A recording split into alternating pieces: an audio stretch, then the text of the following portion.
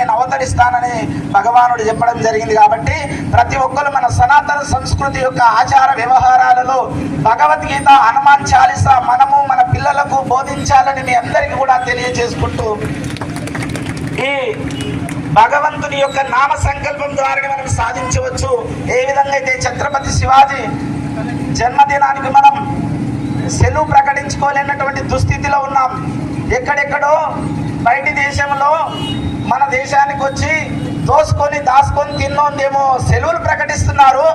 మన దేశంలో ఉండి మన తిండి తిని మన బట్ట కట్టి మన కొరకు కాపాడినటువంటి వీరునికి ఒక్కరోజు సెలవు ప్రకటించలేకపోతుందంటే మనం ఏ స్థితిలో ఉన్నాం ఒకసారి గ్రహించుకోవాలి.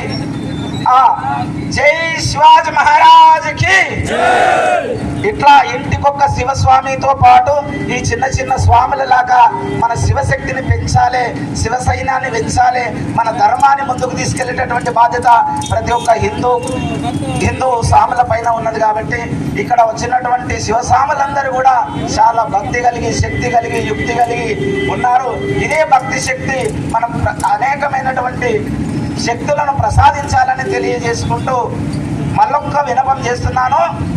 ఆఖరికి రెండే మాట. ఆనాటికి 2034-35 సంవత్సరాల మధ్య కాలంలో చిల్లర మతాలన్నీ చెదలు పట్టిపోతాయి. సనాతనమైన సాంప్రదాయ ధర్మం ఒక్కటే నిలిచిపోతాది.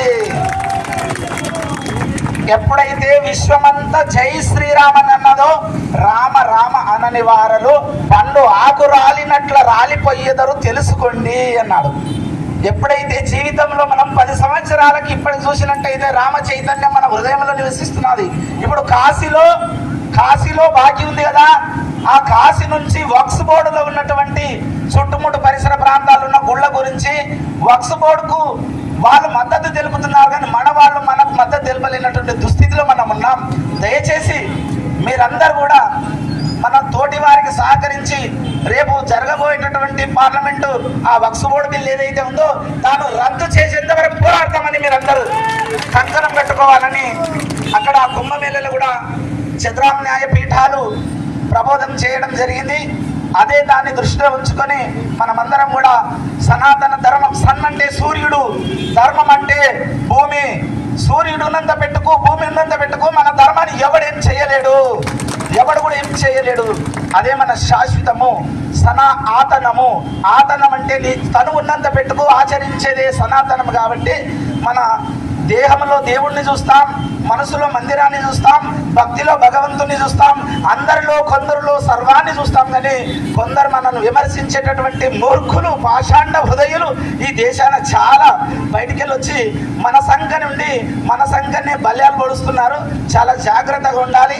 అందుకెళ్ళి బయలు వచ్చేటటువంటి భాగ్యం మనకి ఇప్పుడు ఈ తరుణంలో ఆసన్నం ఉంది. కాబట్టి మనం శివస్వాములం ఇదే కంకణబద్ధులమై ఉండి మళ్ళొచ్చేసారికి ఒక 1000 సంఖ్యను పెంచాలని ఒక స్వాములు సంకల్పం తీసుకొని ఒక 41 రోజన్న శివ దీక్షలో పాల్గొంటే ఆ దేహం శివమయమవుతుంది.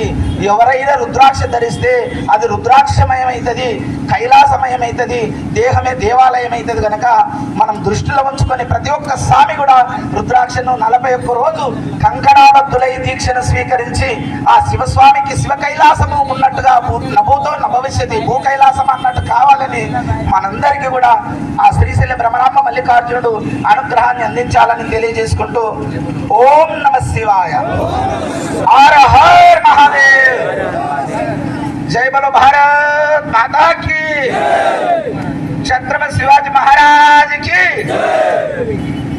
జై వీర బ్రహ్మేంద్ర స్వాముల వారికి, రాజా రామచంద్ర భగవాన్ की, कपिवर मारुति हनुमान की, सकल संतन की, सब भाई संतन की, सांब जय नमः।